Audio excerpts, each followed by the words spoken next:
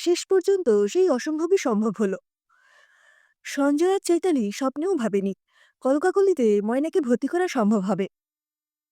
KG 1 বা 2 তে ছেলেমেয়েদের ভর্তি করার জন্য কত হাজার হাজার বাবা মায়েরা যে ধর্ণা দেন তার ঠিক ঠিকানা নেই। ওখানে ছেলেমেয়েদের ভর্তি করার চাইতে লটারিতে 2-5 লাখ টাকা প্রাইজ পাওয়া অনেক সহজ। কলকাকলি স্কুলটি সত্যিই ভালো। লেখাপড়া ছাড়াও নাচ গান, নাটক, ডিবেট, কুইজ সারা বছর ধরে চলে। এর উপর আছে খেলাধুলার অফুরন্ত সুযোগ। Cricket, hockey, football, basketball, tennis, badminton ছাড়াও যোগ ব্যায়াম, ছোট বড় দুটো অডিটোরিয়াম, কি বিশাল লাইব্রেরি।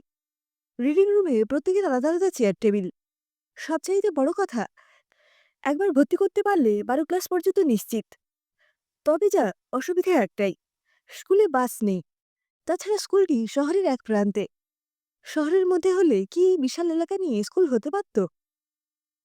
কলকাতার স্কুলবাড়িগুলো যেন সরকারি ও সওদাগরি অফিসের ঢঙে তৈরি, প্রাণহীন, বৈশিষ্ট্যহীন, ইটকাঠ, লোহালক্কর দিয়ে তৈরি একটা জেলখানা। যে কোনো একটা বাড়িতে কিছু ছেলে মেয়েকে কয়েক ঘন্টা বন্দি করে রাখলে কি স্কুল হয়? সঞ্জয় আর চৈতালি শুধু খুশি না, অত্যন্ত নিশ্চিন্ত। সঞ্জয় ফ্যাক্টরি থেকে ফিরে কফি খেতে খেতে বলল, চৈতি, তোমার ঝামেলা তো বাড়ল। আমি তো সাত সকালেই বেরিয়ে যাই। ময়নাকে পৌঁছে দেওয়া, নিয়ে আসা তোমাকেই করতে হবে। মেয়েকে ভালো স্কুলে পড়াতে হলে ওইটুকু কষ্ট তো করতেই হবে। একটু ভেজা তুলে স্কিন লোশন মাখিয়ে আলতো করে মুখে দিতে দিতে চৈতালি আবার বলে, গিরিবালা সংসারের কাজকর্ম ঠিকঠাক করতে পারলেও ওকে দিয়ে তো মেয়েকে অত দূরে পাঠাতে পারবো না। সঞ্জয় কফির কাপে শেষ চুমুক দিয়ে বলে, সে তো 100 বার। তাছাড়া ওর বয়স হয়েছে, তার উপর চোখ খারাপ। সঞ্জয়ের ফ্যাক্টরি বজবজে। 8টার আগেই ওকে ফ্যাক্টরি পৌঁছতে হয়। ঠিক 6:45টায় অফিসের গাড়ি আসে। তারপর গলফ ক্লাব আর যোধপুর পার্ক থেকে আরো দুজনকে তুলে নিয়ে সোজা বজবজ। ফ্যাক্টরি ছুটি 4টেই, কিন্তু 5:30-6টার আগে সঞ্জয় ফ্যাক্টরি থেকে বেরোতেই পারে না। মোটামুটি 7টা নাগাদ বাড়ি ফিরে আসে। ময়নার স্কুল 8:30 থেকে 11:30।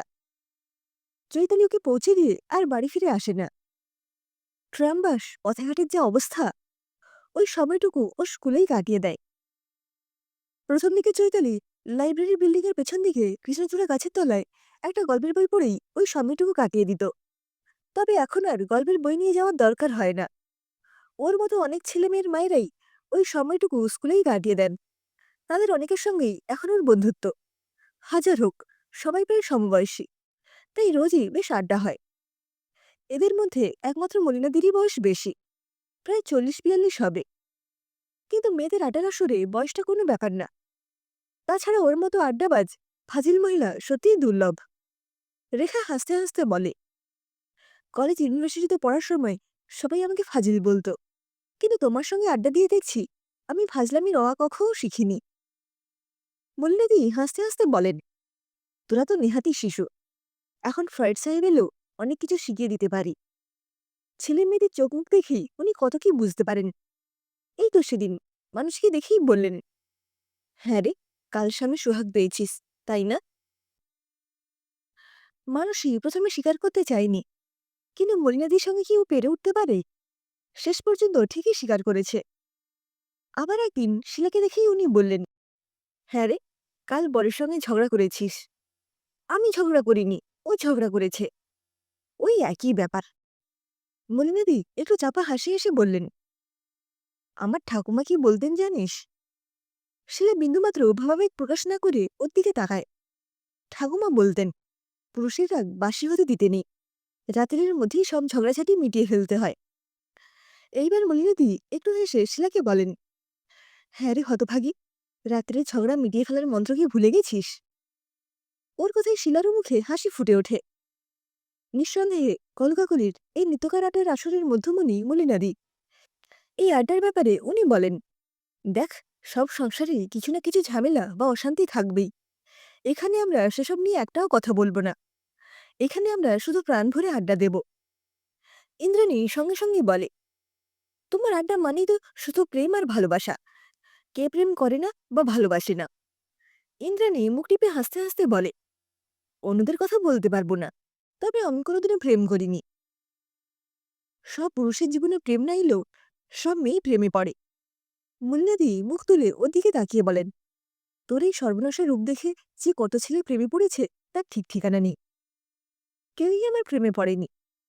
তোর রূপ দেখে আমারই তোকে জড়িয়ে ধরে শুতে ইচ্ছে করে। আর মুন্নাদির কথায় সবাই হেসে ওঠে। এইবার মুন্নাদি গম্ভীর হয়ে বলেন, নে নে, চটপট বল, আড়ালে বা বাড়ির চিলেকোঠায় কে কে আদর করেছে?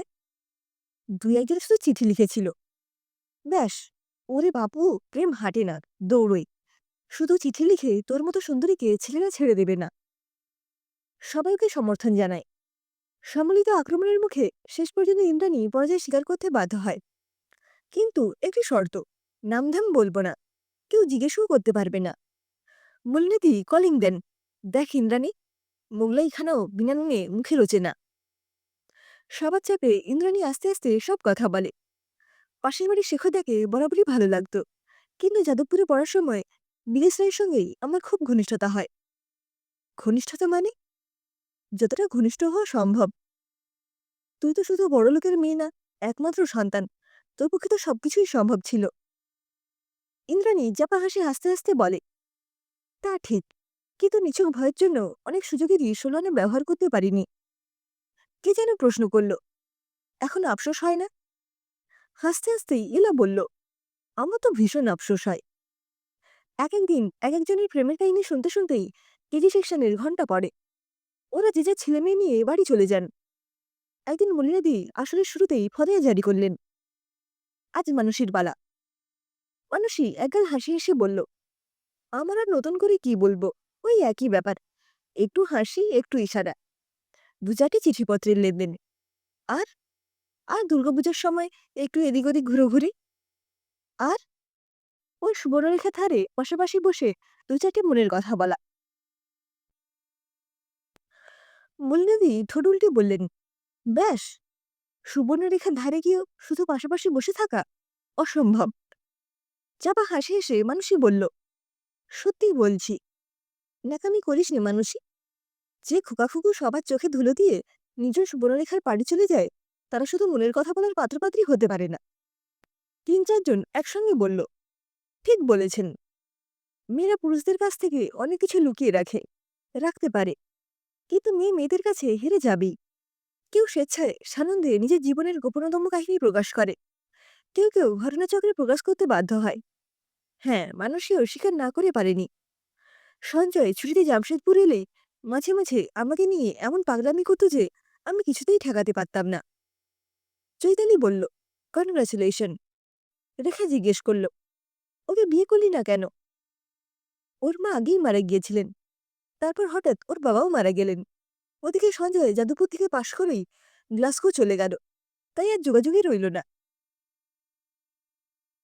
সেই দিন রাত্রে কথায় কথায় চৈতালি সঞ্জয়কে জিজ্ঞেস করল, তোমার আর জামশেদপুর যেতে ইচ্ছে করে না? জামশেদপুর যেতে তেমন ইচ্ছে হয় না, কিন্তু সুবর্ণরেখার কথা খুব মনে হয়। খুব সুন্দর নদী, তাই না? পৃথিবীতে অনেক সুন্দর নদী আছে, কিন্তু যাদবপুরে পড়ার সময় ছুটিতে বাড়ি গেলে শুধু সুবর্ণরেখা ধরে চলে যেতাম। সঞ্জয় চৈতালির দিকে তাকিয়ে বলে, ওখানে গিয়ে যে কি আনন্দ পেতাম তা তুমি ভাবতে পারবে না। চৈতালি চুপ করে থাকে। একটু পরে সঞ্জয় জিজ্ঞেস করে, তুমি সুবর্ণরেখা দেখেছ? না না, আমি কি করে দেখব? চৈতালি কি করে বলে, বৌদির মেজদার বিয়েতে ঘাটশিলা গিয়ে ছোটদের মোটরসাইকেলে চড়ে সুবর্ণরেখার আশেপাশে চলে যেত। ওই সুবর্ণরেখার পাড়েই তো অবিস্মরণীয় আনন্দের স্বাদ পেয়েছে। সূর্যের তীর্যগ্রস্যের আলোয় ওই শালের ফাঁকে ফাঁকে যে ইতিহাস ছড়িয়ে আছে তা কি মুখে প্রকাশ করা যায়? সে স্মৃতি শুধু অনুভবের, শুধু রোমন্থনের।